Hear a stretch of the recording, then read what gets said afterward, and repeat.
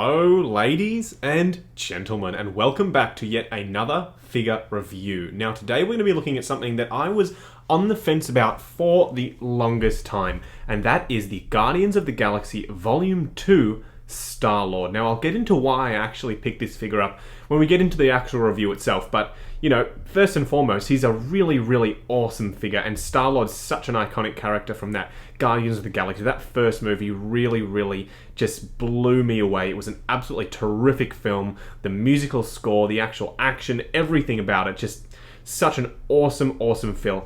Now, the second movie didn't hit the hit quite the same notes, pardon the pun, as the first one, but it's still not a bad film, and the figure is terrific. Now, the detail on the packaging is just absolutely awesome, and you can see there's a bit of a clear, translucent bit up there where the cassette, which says Awesome Mix Volume 2 is on, and this awesome detailing on the side of the packaging and just the regular info on the back. But you can see there's even a volume knob up there, and just an awesome speaker design, and obviously Star-Lord's helmet on the front of the box there and all the knobs and switches. This just looks like a terrific piece of artwork, and that's exactly what it is. Now, what we'll do is we'll get this out of the way and we'll take a look at all the accessories.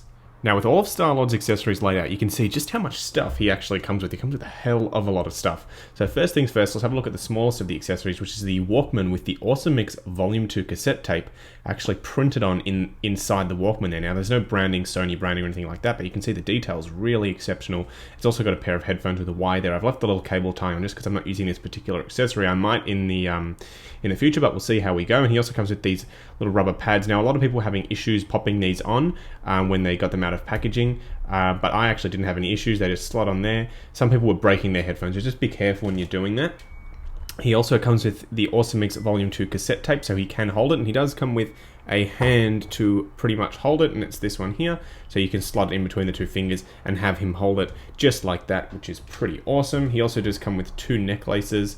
I don't remember if they had any significance in the film or not, but there's one of them, and the second one is just this little one here. So that's the necklace, and one of the most awesome accessories he comes with is this little tiny baby Groot, and he's magnetically attached to this rock as well.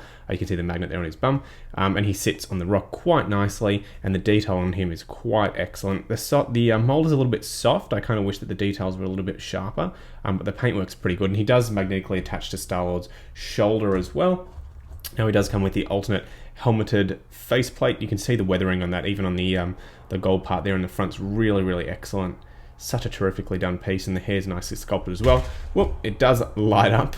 You can pop the batteries in there. I didn't, but you can see how the eyes would sort of look with the light up feature there. He does also come with a scarf, so you can recreate that look from the film, which is pretty awesome. And then he also comes with his blasters. Now, his blasters are done to an exceptional level of detail. You can see that the heat wear on the front with the purple and the blue. You can see the carbon fiber on the handle. It's so awesome. Really nice to look at. And they do slot on the side of his holsters as well, and you can have him hold them, which is terrific. And then he does come with, as you can see, a plethora of hands, both gloved and ungloved. I'll give you a look at the gloved ones just because they're a little bit more interesting than the standard skin tone ones. But you can see such a terrific job with the detailing on the hands as well. So what we'll do now, aside from showing you the display base, which is just a standard sort of Hot Toys display base with Star-Lord printed on there rather than the metal nameplate, which I wish they had done. What we'll do now is we'll get the figure out here and we'll take a closer look at his head sculpt. The head sculpt on this Star-Lord figure is terrifically done. It looks just like Chris Pratt from Guardians of the Galaxy Volume 2. Now, the reason that I actually bought this figure was not to start a Guardians of the Galaxy collection. It was for the fact that he looks pretty much identical to this in Infinity War. So, just being on the side of caution, really, with Hot Toys and their figure releases. They have announced a few Infinity War figures, but you know how they are with not completing lines. So I thought that I would get a jump ahead of the curve and get the Star-Lord from Volume 2 of Guardians of the Galaxy, just because he looks pretty much identical to Infinity War, and that's what I'm going to have in my display until, of course, they actually do announce one, if they eventually get around to it. And I think he pulls it off quite well. He looks pretty much identical to how he's been looking in the trailer. I've just zipped his jacket up even further. than it should be, just so it will look more like how he does in Infinity War, which is pretty awesome. But anyway, enough of that babbling on. We'll have a look at the head sculpt, and it's terrifically well detailed. Looks just like Chris Pratt. I mean, I wish he had a little bit more expression on his face, because he was a pretty happy-go-lucky sort of guy in both Guardians of the Galaxy films. And you can see that the little bit for his mask there is situated behind his ear, which is pretty awesome.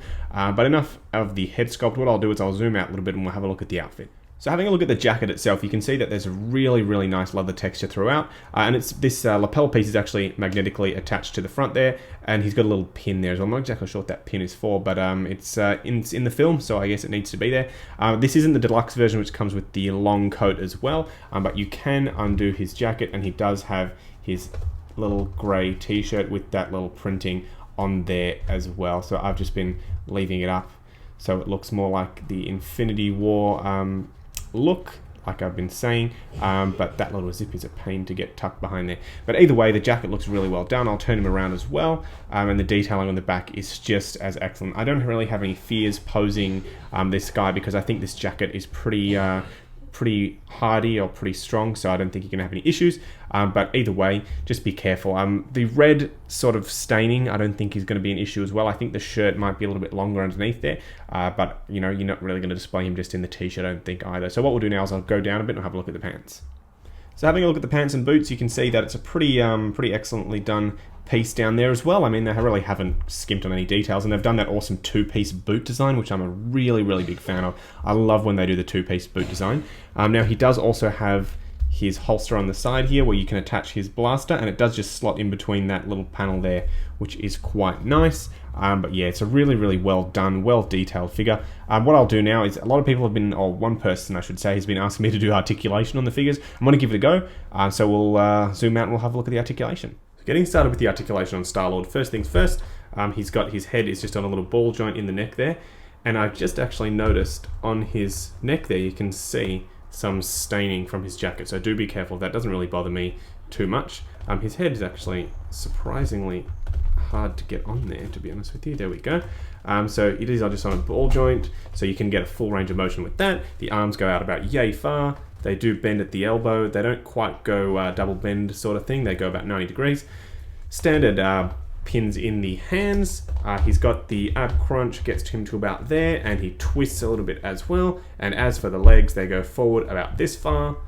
You get a double bend in the knee, and you also get a pivot. Now, they don't really go out that much when you have the blaster attached, but when you don't have the blaster attached, they go out just a tiny bit further. The pants are pretty restrictive though, so be careful of that. So that's the articulation on Star-Lord. What I'll do now is I'll have him posed up and we'll do a bit of a wrap-up.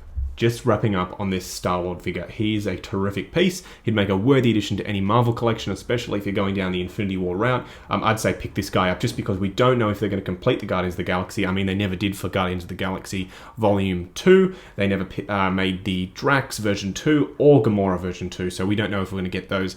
They have announced Rocket and Groot, but they have not announced any of the other ones. So I'd say pick this guy up if you can find him. He's still around here and there. I got him from Zing for about $350, I think, which is a little bit on the pricey side, but Zing always is. But still, go and pick this guy up if you can. As always, guys, like, comment, and subscribe if you can, and thank you so much for watching.